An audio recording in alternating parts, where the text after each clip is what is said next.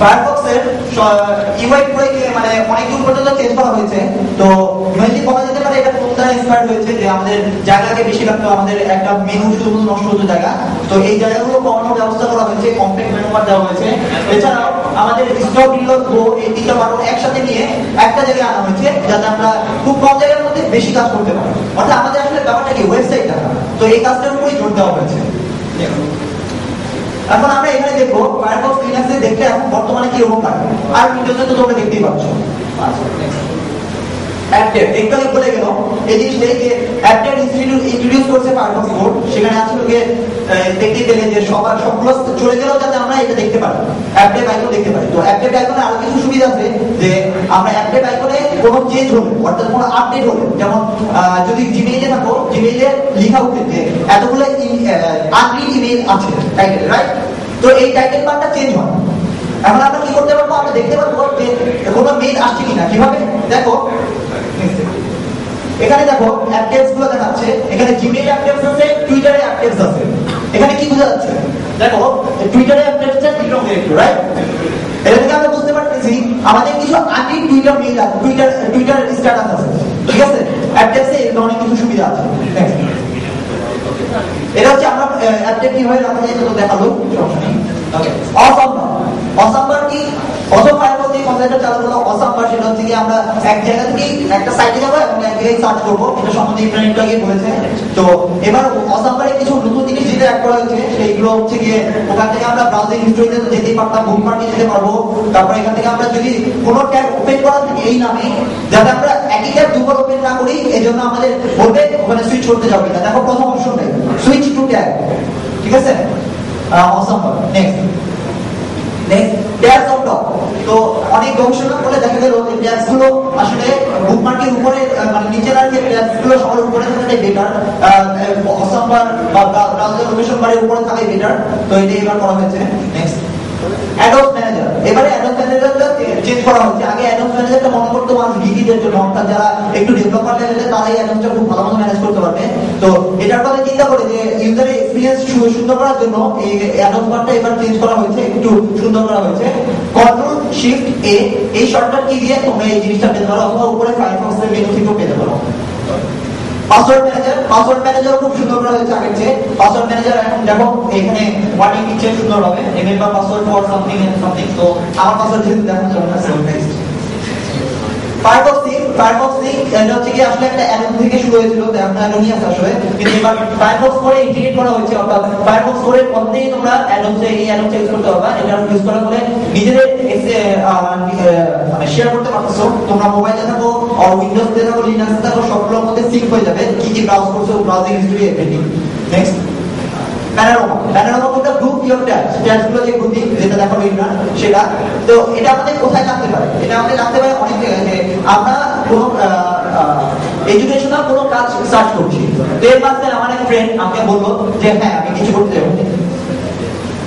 আমার ফ্রেন্ড আমাকে একটা লিঙ্ক দিয়ে বললো হ্যাঁ দেখো এই জিনিসটা ফানি, এটা তুমি দেখো। তো আমি কি করতে চাই, আমার অনেকগুলো লিঙ্ক আছে, আমি এই জায়গাটাকে মেস আপ করতে যাচ্ছি না, আমি চাচ্ছি আরেকটা নতুন ফায়ারফক্স ওপেন করতে। এটা করার চেয়ে আমরা খুব সহজে যেটা করতে পারি, মেনু চেঞ্জ করতে পারি এবং গ্রুপ ভিউ করতে পারি। এখানে গ্রুপ ভিউতে দেখা যাচ্ছে আমি এই পাশে এডুকেশনাল কাস্টমারের জন্য দুটো সাইট ওপেন করা, ওদিকে কন্টেস্টের জন্য দুটো সাইট ওপেন করা, এখানে আমার নরমাল ব্রাউজিংয়ের জন্য দুটো সাইট ওপেন করা। আমি সহজে একটা থেকে আরেকটা সুইচ করতে পারবো। সুইচ করবো কি হবে, আমি নরমালি সুইচ করি কন্ট্রোল ট্যাব দিয়ে একটা থেকে আরেকটা, রাইট? কন্ট্রোল ট্যাব দিয়ে কিন্তু সুইচ হয়ে গেল। আচ্ছা, তো আমরা এখন এই গ্রুপের সুইচ করার জন্য কন্ট্রোল ঠিক সুইচ ইউজ করব, ট্যাবের ঠিক উপরে সুইচটা, ঠিক আছে?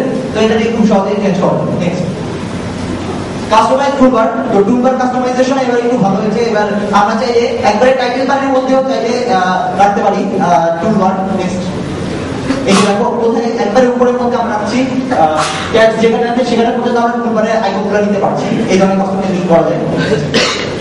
ওকে, টেকনিক্যাল ইমপ্রুভমেন্ট এটা আসলে বেশি বলতে যাচ্ছি না। এটার মধ্যে আছে হলো ফায়ারফক্স এখানে ইউজ করেছিল গেকো 2 ইঞ্জিন। তো এটার মধ্যে এবার ইন্ট্রোডিউস করা হয়েছে ওয়েবজিএস, CSS3, বেটার সাপোর্ট, ওয়েবে। এগুলো কি, এগুলোর মধ্যে হচ্ছে কি CSS3 হচ্ছে কি আমরা যে সুন্দর জিনিসপত্র দেখি সেগুলো ম্যাক্সিমামই CSS3 এর বলে, CSS এর বলে। তারপর হচ্ছে কি HTML5 হচ্ছে কি আমাদের সুন্দর করে সাইট দেখানোর জন্য HTML5 হচ্ছে কিছু বেটার সাপোর্ট দেয়, ফর্ম হ্যান্ডলিং এর জন্য বেশি সাপোর্ট দেয়, ক্যানভাসের জন্য বেশি সাপোর্ট দেয়, ড্রয়িং এর জন্য, অডিও ভিডিওর জন্য সাপোর্ট দেয়। ওয়েবে হচ্ছে কি একটা ভিডিও ফরম্যাট, আমরা এখন চাই নেটিভলি অর্থাৎ কোনো ফ্ল্যাশ ড্রাইভ ছাড়া ডাইরেক্ট ফায়ারফক্স এর মধ্যে ভিডিও দেখতে পারবো, অডিও শুনতে পারবো।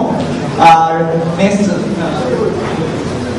আমরা এখন জিপিইউ প্রসেসিং, হার্ডওয়্যার অ্যাক্সিলারেশন এগুলো জিনিস এখন ফায়ারফক্সে ইন্ট্রোডিউস করা হয়েছে। এর ফলে আমরা একটা সাইট আগে যখন স্লো হতো তার চেয়ে খুব ভালো মানে খুব ফাস্ট রেন্ডার করবে। অর্থাৎ আমরা এখন জিপিইউ ইউজ করব। অর্থাৎ আমাদের সবারই পিসিতে এখন মোটামুটি লেটেস্ট পিসিগুলোতে গ্রাফিক্স প্রসেসিং ইউনিট থাকে একটা। আমাদের এখন ফায়ারফক্স এই গ্রাফিক্স প্রসেসিং ইউনিট ইউজ করে। যাদের পিসিতে জিপিইউ আছে তারা খুব সহজে এই ধরনের কিছু লিঙ্ক আছে লিখে গিয়ে এই এক্সাম্পলগুলো দেখতে পারে। এখানে কোনো ফ্ল্যাশ লাগে না। ফ্ল্যাশ কতটুকু ইনসিকিউর, ফ্ল্যাশ থেকে ইনসিকিউর এই কথাটা আমরা বলে রাখি। প্রতিদিনই কিছু না কিছু ভালনারেবিলিটি বের হচ্ছে এবং সেগুলো প্যাচ দিতে অর্থাৎ ঠিক করতে প্রায় 1-2 মাস লেগে যায়।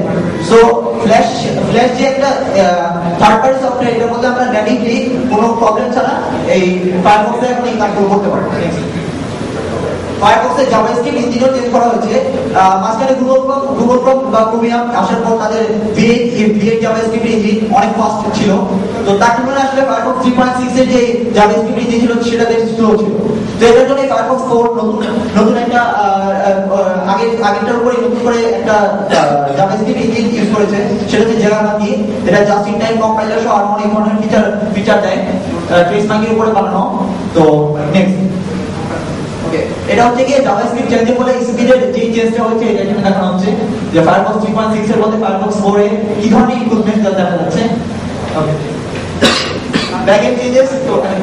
তো কি চেঞ্জ মেইনলি ব্যাকএন্ড চেঞ্জে boosting JavaScript performance with JaegerMonkey, boosting graphics performance, bringing 3D graphics to Firefox with WebGL, support for explicit fonts with OpenType, improved HTML fonts, better CSS support and a lot more. তো এটা এখানে বলে শেষ করা যাবে না, অনেক কিছু আছে। তো থ্যাংক ইউ। ওকে।